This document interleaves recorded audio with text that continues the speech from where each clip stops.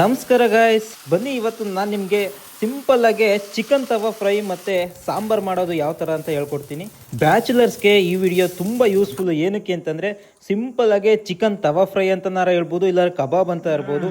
So minimum ಆಯಿಲಲ್ಲಿ ಯಾವ ಥರ ಮಾಡೋದು ಅಂತ, ಮತ್ತು ಸಾಂಬಾರು ಕೂಡ ಯಾವ ಥರ ಮಾಡೋದು ಅಂತ ಹೇಳ್ಕೊಡ್ತೀನಿ. ಸೊ ನಾನಿವತ್ತು 1 kg ಚಿಕನ್ನಲ್ಲಿ ಅಂದರೆ 600 ಗ್ರಾಮು ಲೆಗ್ ಪೀಸು ಮತ್ತು ಇನ್ನು 400 ಗ್ರಾಮು ಚಿಕನ್ ಬ್ರೆಸ್ಟು. ಸೊ ಈ ಥರ ತೊಗೊಂಡಿದ್ದೀನಿ. ಸೊ ಈ ಥರ ತೊಗೊಂಡಿರೋದ್ರಿಂದ ಲೈಕ್ ಸಾಂಬಾರಿಗೂ ಆಗುತ್ತೆ ಮತ್ತು ತವಾ ಫ್ರೈಗೂ ಆಗುತ್ತೆ ಅಂತ ಹೇಳ್ಬಿಟ್ಟು ಇವೆರಡೂ ತೊಗೊಂಡಿದ್ದೀನಿ. ಸೊ ಇದು ಆಲ್ಡಿನಲ್ಲಿ ತೊಗೊಂಡಿರೋದು. ಸೊ ಲೈಕ್ ಎಲ್ಲ ಕ್ಲೀನಾಗಿ ಫ್ರೆಶ್ ಆಗಿ ಬಂದಿರುತ್ತೆ. ಹಂಗಾದ್ರೂ ಮತ್ತೆ ಇನ್ನೊಂದ್ಸಲ ಚಿಕನ್ನ ಕ್ಲೀನ್ ಮಾಡಿಕೊಂಡು ಸೊ ಕ್ಲೀನಾಗೆ ಚಿಕ್ಕದಾಗಿ ಪೀಸ್ ಮಾಡ್ಕೊತಿದ್ದೀನಿ. ಸೊ ಇದಕ್ಕೆ ನಾನು ನಮ್ಮ ಮನೆಯಿಂದನೇ ಮಾಡಿಸ್ಕೊಂಬಂದಿರೋದು. ಸೊ ಖಾರ ಪುಡಿ ಮತ್ತು ಧನಿಯಾ ಪುಡಿ ಯೂಸ್ ಮಾಡ್ತಾ ಇದ್ದೀನಿ. ಮಸಾಲೆ ಅಂದರೆ ಚಿಕನ್ ಮಸಾಲ, ಗರಂ ಮಸಾಲ, ಸೊ ಇವನ್ನೆಲ್ಲ ಯೂಸ್ ಮಾಡಿದಾಗ ಇನ್ನೂ ಚೆನ್ನಾಗಿ ಟೇಸ್ಟ್ ಬರುತ್ತೆ. ಸೊ ಪೆಪ್ಪರ್ ಹಾಕಿದಷ್ಟು ಇನ್ನೂ ಚೆನ್ನಾಗಿ ಸೊ ಸ್ಪೈಸಿಯಾಗಿ ಬರುತ್ತೆ. ಮತ್ತು ಕಬಾಬ್ ಪೌಡ್ರ್ ಒಂದು ಸ್ವಲ್ಪ ಹಾಕ್ಕೊಂಡಾಗ ಇನ್ನೂ ಚೆನ್ನಾಗಿರುತ್ತೆ. ಸೊ ಇದೊಂದು ಸ್ವಲ್ಪ ಎಕ್ಸ್ಟ್ರಾ ಪೆಪ್ಪರು ಮತ್ತು ರುಚಿಗೆ ತಕ್ಕಷ್ಟು ಉಪ್ಪು. ಮತ್ತು ಉಪ್ಪು ಆದಮೇಲೆ ಸ್ವಲ್ಪ ಅರಿಶಿನ, ಕಸೂರಿ ಮೇಥಿ. ಸೊ ಇವಾಗ ಅಷ್ಟನ್ನು ಕಲಿಸ್ಬಿಟ್ಟು ಇವಾಗ ಅದ್ರ ಜೊತೆಗೆ ಎಗ್ ಕೂಡ ಹಾಕೊತಾ ಇದ್ದೀನಿ. ಒಂದು ಸಿಂಗಲ್ ಎಗ್ ಹಾಕ್ಕೊಳ್ತಾ ಇದ್ದೀನಿ. ಸೊ ಸಿಂಗಲ್ ಎಗ್ ಹಾಕಿದ್ಮೇಲೆ ಮತ್ತು ಶುಂಠಿ ಮತ್ತು ಬೆಳ್ಳುಳ್ಳಿ ಪೇಸ್ಟ್ನ ಕ್ಲೀನಾಗೆ ಚಚ್ಬಿಟ್ಟು, ಮತ್ತು ಕರ್ಡ್ ಇತ್ತು ಅಂದರೆ ಕರ್ಡ್ನು ಹಾಕ್ಕೊಳ್ಳಿ, ಮತ್ತು ಇಲ್ಲಾಂದರೆ ನಿಂಬೆಹಣ್ಣು ಇತ್ತು ಅಂದರೆ ನಿಂಬೆಹಣ್ಣು ಕೂಡ ಯೂಸ್ ಮಾಡ್ಬೋದು. ಸೊ ಅಷ್ಟನ್ನು ಮಿಕ್ಸ್ ಮಾಡಿಬಿಟ್ಟು ಕ್ಲೀನಾಗೆ ಪೇಸ್ಟ್ ಮಾಡ್ಕೊಳ್ಳಿ. ಸೊ ಅಂದರೆ ಲೈಕ್ ತೀರಾ ನೀರು ಕೂಡ ಆಗಬಾರ್ದು, ತೀರಾ ಗಟ್ಟಿ ಕೂಡ ಇರಬಾರ್ದು. ಸೊ ಆವಾಗ ಸೊ ಕ್ಲೀನಾಗೆಲ್ಲ ಚಿಕನ್ಗೆ ಅಂಟೋ ಥರ ಪೇಸ್ಟ್ನೆಲ್ಲ ಸರ್ವಬೇಕು.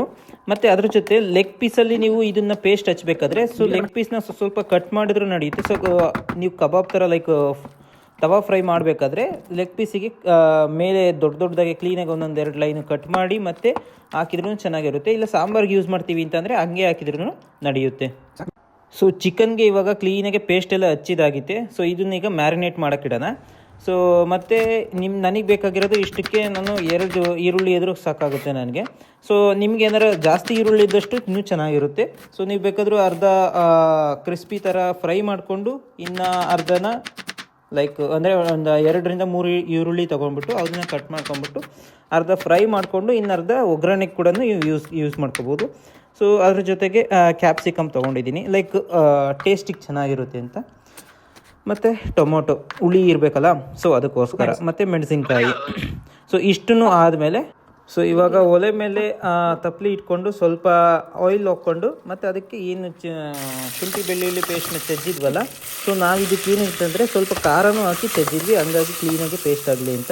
ಸೊ ಅದ್ರ ಜೊತೆಗೆ ಒಗ್ಗರಣೆ ಕ್ಲೀನಾಗಿ ಕೊಟ್ಬಿಟ್ಟು ಸೊ ಈರುಳ್ಳಿ ಎಲ್ಲ ಹಾಕ್ಬಿಟ್ಟು, ಸೊ ಈರುಳ್ಳಿ ಕ್ಯಾಪ್ಸಿಕಮ್ ಎಲ್ಲ ಹಾಕ್ಬಿಟ್ಟು ಆಮೇಲೆ ಒಂದೊಂದಾಗಿ ಚಿಕನ್ ಹಾಕ್ತಾಯಿದ್ವಿ. ಚಿಕನ್ ಹಾಕಿ ಕ್ಲೀನಾಗಿ ಸೊ ಒಗ್ಗರಣೆ ಫ್ರೈ ಮಾಡ್ಕೋಬೇಕು. ಸೊ ಫ್ರೈ ಮಾಡ್ಕೊಂಡಾದ್ಮೇಲೆ ಲೈಕ್ ಚಿಕನ್ ಎಲ್ಲ ಕ್ಲೀನಾಗಿ ಬೆಂದಮೇಲೆ ಅಂದರೆ ಉಪ್ಪು ಖಾರ ಎಲ್ಲ ಕ್ಲೀನಾಗಿ ಅದಕ್ಕೆ ಅಂಟಿದ್ಮೇಲೆ ಅವಾಗ ಬೇಕು ಅಂತಂದರೆ ನೀವು ನೀರಾದರೂ ಹಾಕೋಬೋದು, ಇಲ್ಲ ಅದೇ ಥರ ನೀವು ಫ್ರೈ ಮಾಡ್ಕೋಬೋದು. ಸೊ ಇವಾಗ ನಾನು ಈಗ ಸಾಂಬಾರು ಮಾಡ್ತಿರೋದ್ರಿಂದ ಸೊ ಟೊಮೊಟೊ ಹಾಕ್ಕೊಂಡು ಸೊ ಅದ್ರ ಜೊತೆಗೆ ಸ್ವಲ್ಪ ನೀರು ಹಾಕ್ಕೊಂಡಿದ್ದೀನಿ. ಏನಕ್ಕೆ ಅಂತಂದರೆ ತಳ ಓದಬಾರ್ದು ಅಂತ. ಏನಕ್ಕೆ ಅಂತಂದರೆ ಎಗ್ ಯೂಸ್ ಮಾಡಿದ್ವಲ್ಲ. ಸೊ ಇವಾಗ ಬನ್ನಿ ಮ್ಯಾರಿನೇಟ್ ಆಗಿರೋ ಚಿಕನ್ನ ತವಾ ಫ್ರೈಯಲ್ಲಿ ಫ್ರೈ ಮಾಡ್ಕೊಳ್ಳೋಣ. ಸೊ ಇವಾಗ ಚಿಕನ್ ಬ್ರೆಸ್ಟಿನ ಪೀಸ್ಗಳು ಏನಿದ್ವಲ್ಲ ಅವು ಚಿಕ್ಕದಾಗಿ ಕಟ್ ಮಾಡಿದ್ದವು, ಅವು ಕ್ಲೀನಾಗಿ ಮ್ಯಾರಿನೇಟ್ ಆಗಿದ್ದಾವೆ. ಸೊ ಇವಾಗ ಸ್ವಲ್ಪ ಆಯಿಲ್ ಹಾಕ್ಕೊಂಡು ತವಾದಲ್ಲಿ ಸೊ ಒಂದೊಂದೇ ಚಿಕನ್ ಕ್ಲೀನಾಗೆ ಇಡ್ತಾಯಿದ್ದೀನಿ. ಸೊ ಅಂದರೆ ಕ್ಲೀನಾಗಿ ಬೇಯಲಿ ಅಂತ. ಸೊ ಜಾಸ್ತಿ ಹೊತ್ತೇನು ಬೇಕಾಗಿಲ್ಲ, ಲೋ ಫ್ಲೇಮಲ್ಲೇ ಸ್ವಲ್ಪ ಕ್ಲೀನಾಗಿ ಬೇಯಿಸಿದ್ರೆ ಸಾಕಾಗಿರುತ್ತೆ. ಸೊ ಗಟ್ಟಿ ಕೋಳಿ ಆದರೆ ಸ್ವಲ್ಪ ಜಾಸ್ತಿ ಟೈಮ್ ಬೇಕಾಗುತ್ತೆ. ಇವಾಗ ಒಂದು ಸೈಡು ತಳ ಎಲ್ಲ ಕ್ಲೀನಾಗಿ ಬೇಯ್ದಿದೆ. ಸೊ ಇವಾಗ ಮಗ್ಚಾಕ್ಕೊತಾ ಇದ್ದೀನಿ.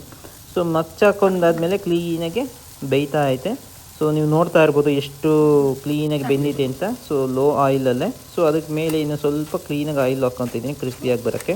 ಇವಾಗ ಎಲ್ಲ ರೆಡಿ ಆಗಿದೆ. ಬನ್ನಿ ಇವಾಗ ಸರ್ವ್ ಮಾಡ್ತಾಯಿದ್ದೀನಿ ಪ್ಲೇಟಲ್ಲಿ.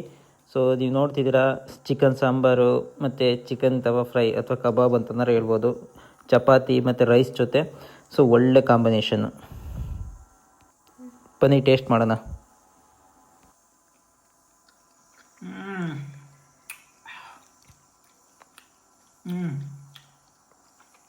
ಖಾರ ಉಪ್ಪು ಚೆನ್ನಾಗಿ ಉಂಟಿದೆ.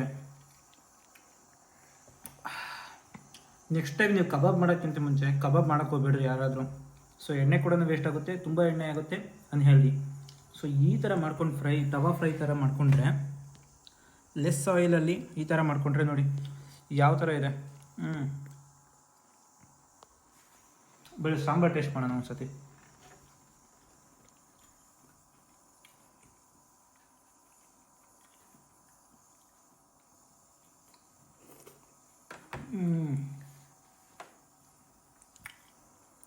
ಮಸ್ತಾಗಿದೆ ಗೈಸ್. ಸೊ ನನಗೆ ವೆಜ್ಗಿಂತ ನಾನ್ ವೆಜ್ ಸೂಪರಾಗಿ ಮಾಡ್ತೀನಿ. ಅದರಲ್ಲಿ ಇವತ್ತಂತೂ